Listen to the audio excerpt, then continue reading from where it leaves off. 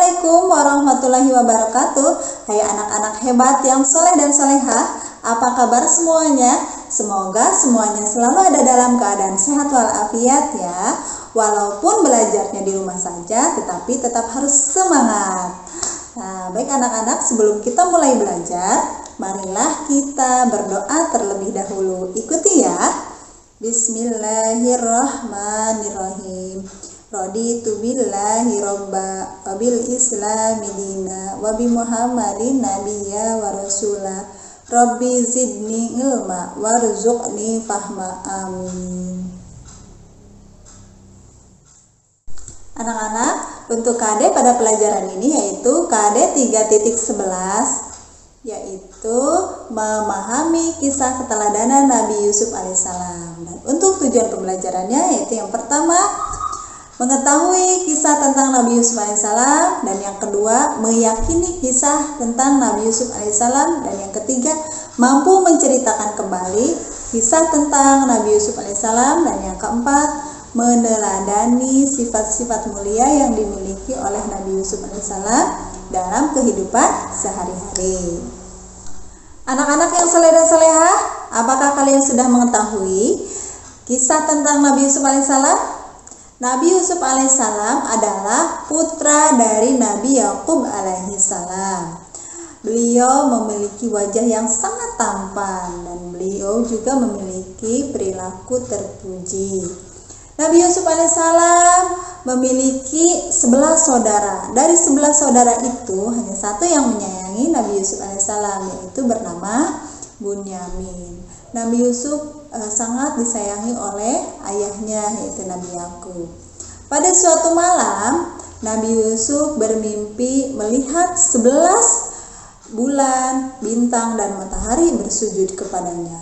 Dan beliau pun menceritakan perihal mimpinya tersebut kepada ayahnya. Nah, kemudian setelah mendengar cerita dari Nabi Yusuf, ayahnya itu melarang Nabi Yusuf untuk menceritakan tentang mimpinya kepada saudara-saudaranya, karena Nabi Yakub sangat khawatir saudara-saudaranya akan mencelakakan Nabi Yusuf alaihissalam. Pada suatu hari, saudara-saudara Nabi Yusuf merencanakan niat jahat. Mereka mengajak Nabi Yusuf alaihissalam mengembala domba, dan ketika itu Nabi Yusuf dimasukkan ke dalam sumur tua yang dalam, dan bajunya disobek-sobek lalu dilumuri dengan darah serigala. Saudara-saudara Nabi Yusuf alaihissalam pulang dan menceritakan peristiwa yang terjadi kepada Nabi Yusuf alaihissalam kepada ayahnya. Nah, mereka mengatakan bahwa Nabi Yusuf alaihissalam telah diterkam serigala. Dan mendengar kabar tersebut, ayahnya sangat sedih dan menangis sampai matanya buta. Nabi Yusuf alaihissalam diselamatkan oleh seorang pedagang, dan beliau dibawa ke Mesir, kemudian dijual sebagai budak kepada Perdana Menteri yang bernama Kitfir. Walaupun dijadikan budak, tetapi Nabi Yusuf alaihissalam sangat disayangi oleh majikannya.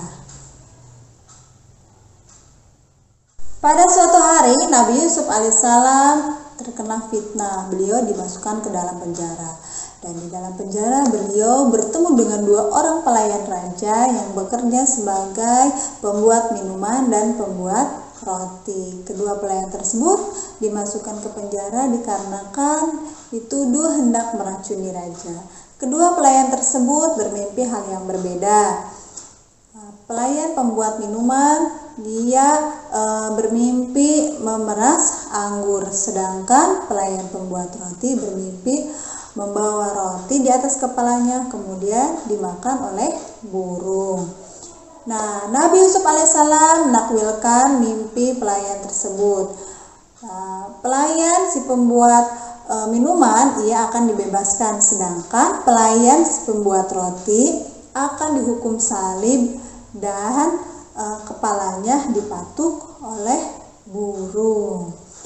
Apa yang ditakwilkan Nabi Yusuf tersebut ternyata menjadi kenyataan.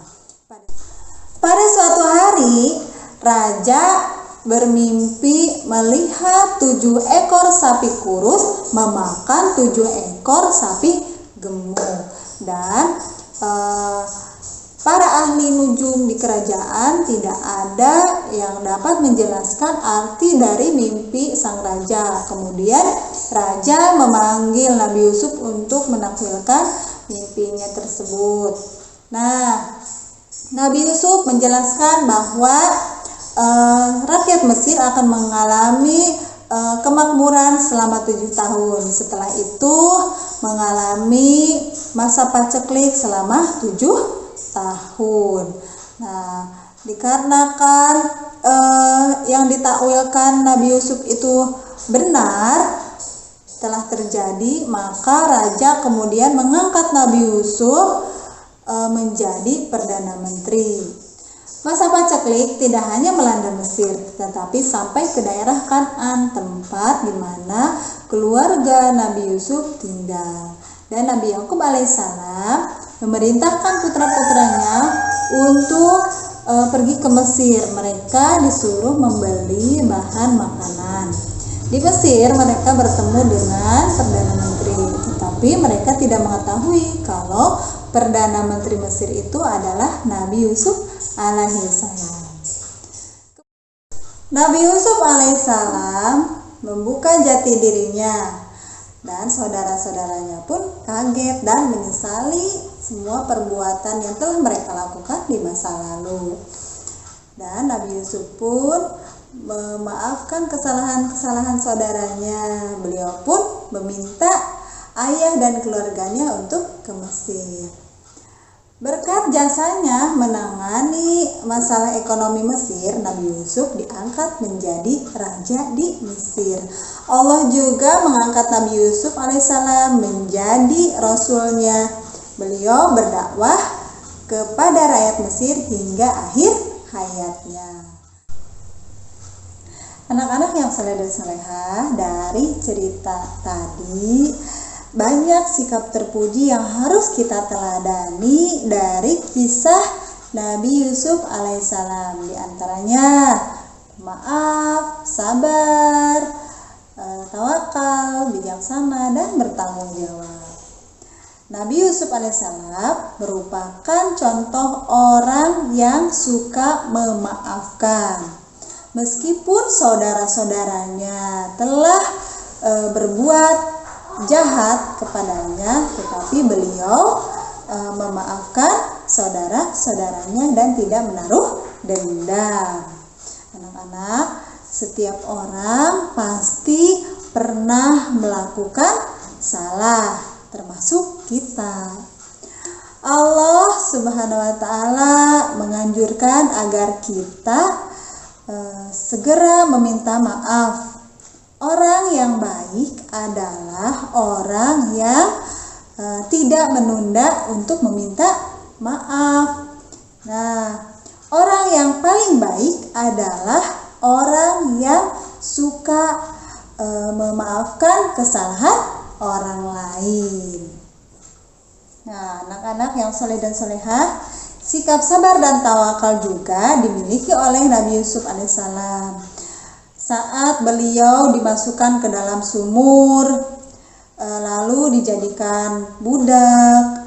Nah, semua itu dijalani dengan tawakal dan sabar. Nabi Yusuf alaihissalam percaya bahwa semua itu adalah ketentuan dari Allah Subhanahu wa Ta'ala. Oleh karena itu, Nabi Yusuf selalu berdoa dan memohon perlindungan dari Allah Subhanahu wa Ta'ala. Ketika diangkat menjadi menteri, Nabi Yusuf alaihissalam memiliki tugas yang berat. Kesejahteraan rakyat Mesir menjadi tanggung jawab Nabi Yusuf alaihissalam. Oleh sebab itu, Nabi Yusuf alaihissalam bekerja keras mengurus negara. Sebagai orang muslim, kita harus meneladani sikap bijaksana dan tanggung jawab. Jika kita diserahi tugas, kita harus melakukan dengan sebaik-baiknya. Nah, misalkan kita diberi tugas piket kelas. Nah, kita harus melaksanakannya dengan penuh rasa tanggung jawab. Kalau di rumah juga, jangan membiarkan kamarmu berantakan, karena kebersihan kamarmu menjadi tanggung jawabmu. Nah, anak-anak yang saleh dan salehah, demikian kisah tentang Nabi Yusuf alaihissalam. Semoga dapat bermanfaat. Untuk tugasnya, untuk menambah pengetahuan, silakan dibaca di buku PAI halaman 65 sampai 68, dan untuk tugasnya silakan dikerjakan di buku PAI halaman 69.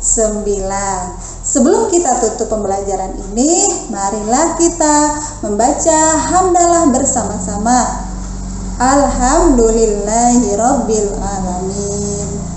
Pesan dari Bu Fitri, jangan lupa selalu sholat 5 waktu dan rajin belajar, selalu bantu orang tua di rumah. Wassalamualaikum warahmatullahi wabarakatuh.